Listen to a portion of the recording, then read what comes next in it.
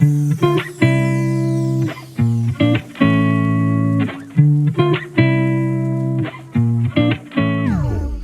you tell us the origin of the boat wars? Okay, I would say 2 days ago, I saw on Twitter how someone posted screenshots of ordered and cancelled boat rides.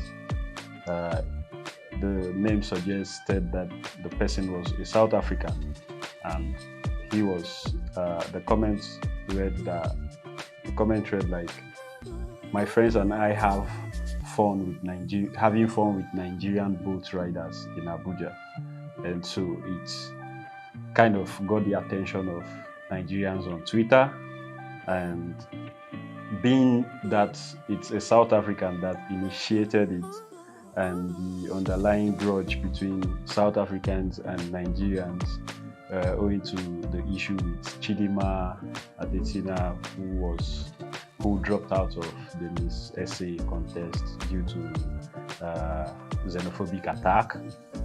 So Nigerians took it personal, and yesterday Nigerians returned the energy, and it was overwhelming. So I think that was what happened from my own perspective. I think yesterday I came across a tweet.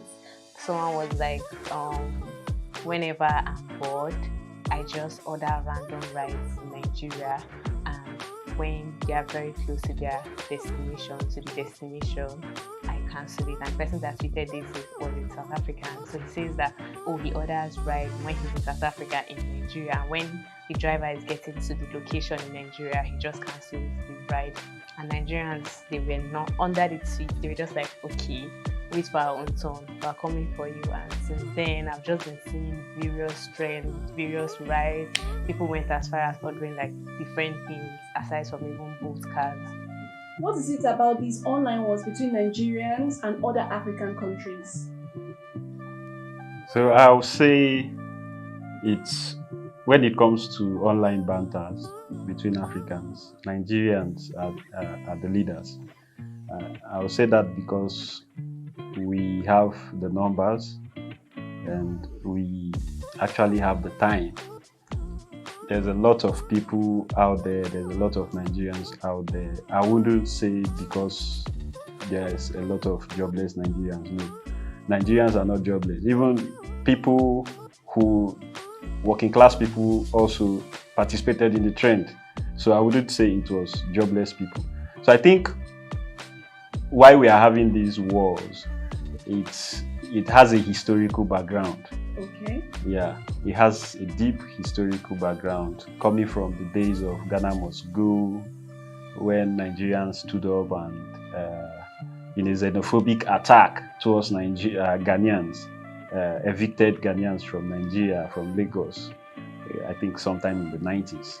So ever since, it has been Nigerians and Ghanaians have been bantering themselves back and forth. You said you're the giant of Africa, yet you cannot qualify for AFCON, those kind of bans and the rest. And it went on even into the kitchen. Nigerian jollof, Ghana jollof, Yeah. which is better. We even had international competitions featuring Nigerian jollof and Ghana jollof. Personally, I feel Nigerian jollof is the best. Let's get that settled. So from jollof wars, I think it was during the World Cup, we also had jersey wars. Whose jerseys was the best? Was it South African? Was it Nigerian? We even have Olympic wars. You get, so it's been there all along. But Chidima's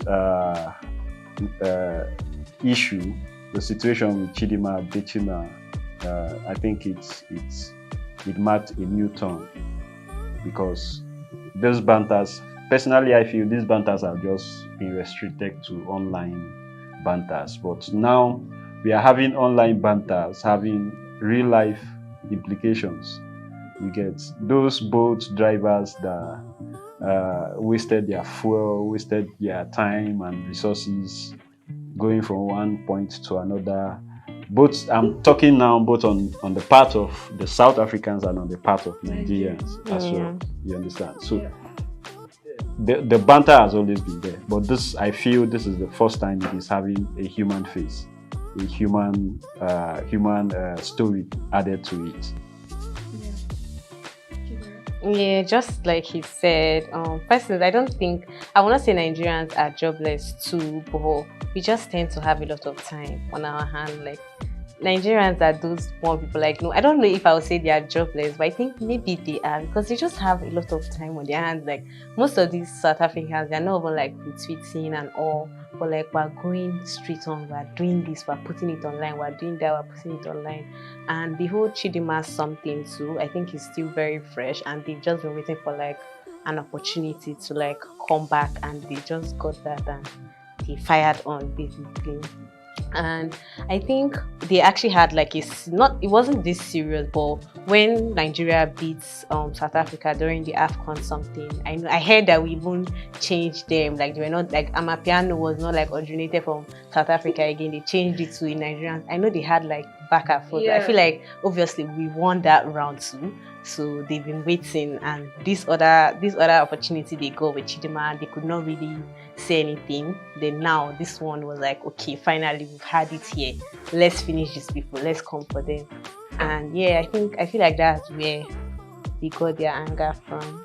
Do you think this whole boat banter thing is worth it? I, for one, I think it's recreational. Okay. It used to be recreational until it began to have real life dimension to it. So it's not worth it.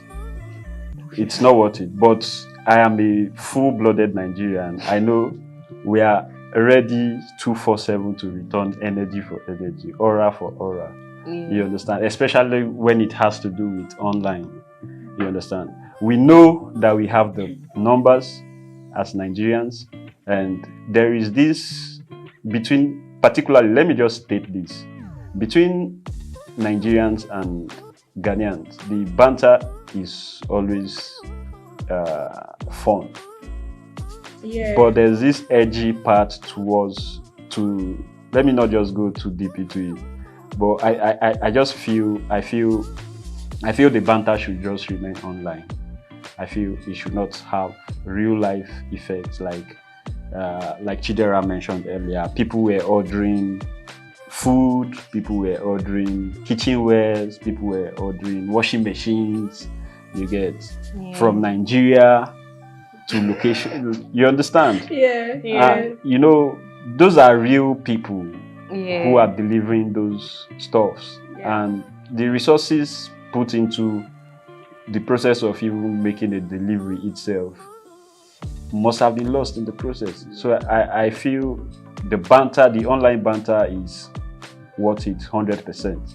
But the type of banter that has negative real life implication should not be encouraged. Yeah, I think I will agree with what Mr. Ogala said, because it's all fun and games, but when you have to now bring in, for example, now Nigerian here, they were already going through a lot. A liter of fuel is like 700 naira, and you're ordering booze for like 30 minutes, and I get there and you cancel. I'll swear for your generation. I'll swear for your generation, like it's not funny. So I feel like, we should just insult each other online, but let it just end there. Don't take it too serious. Don't come and start ordering things and all. People have jobs, people feed their family through this process, and I feel like it's just extra how they're taking it now. So yeah. So do you think this wars will end anytime soon? Of course. You go first. Of course. I don't know. I feel like it's not going to last. They'll probably just let it die down, then wait for another opportunity and come again and start dragging each other. It's just like how we obviously fight the Ghanaians, probably the day we die, but we'll let them rest now, and later on, if they get another opportunity, they'll come out. Because I don't know, okay, how long do they want? Is it every day they want to keep? And I heard that Bolt is not even allowing people order again. Like, I feel like you just get tired. It's like a trend. It trends, then it fades. So yeah, I don't think it will last that long. I mean, our NSAS protest, I say NSAS, end bad governance. Are we still talking about it? It's not in the books anymore. So Nigerians, one thing we know how to do is to start rallying people up, doing this, but we can't keep up. That's one thing that I know for sure. Nigerians, we can't keep up. So I feel this particular war would not last. It would fizzle out. Okay. One thing being that we know we've won the war. The South Africans have admitted they lost the war and we won. And there is, I think it's always, when these banters happen, it's always a matter of ego. You get the both sides trying to show ego, who's bigger, who's better, and there is this, I don't want to call it enmity between Nigerians and the rest of Africa, where Nigerians tend to like see themselves as the kings of Africa, the giant of Africa. But we are. And the average Nigerian youth is angry, not just because of nothing. The average Nigerian youth knows they are smart. They know they are up to something, but some way, somehow, we are unlucky with governance, and it is one of the factors that makes young Nigerians angry. And when it comes to issues like this, you want to show Nigerians that you know how to do it very well. They will show you. Forget our government. Our government might not be up to the task, but we are up to the task. That's the ego part to it whenever these wars happen. So will this particular war last? We've won the war. You understand? Nigerians have won the war, and they know that. I don't think it will continue. But are we going to have more wars in the future? Yes. Definitely. It's not like as if I'm trying to bring government into this, but do you think a Nigerian account, a Nigeria Twitter account with tweet this? Like, do you see how their governments are like there for them? It's like we're neglected. Like, they don't even care about what's going on with the boats. They don't care about anything. They're like, okay, keep ordering rides, mumu people, carry on. But like their governments, they even care about them. Like, okay, we want so that like we can stop that. Like, do you get Nigeria? I'm tired of this country. Let me just insert this. That's the source of our angers, young people in Nigeria. We feel neglected by everyone. A young person in Nigeria goes out of Nigeria, he excels. He's in Nigeria. There are a lot of Nigerians.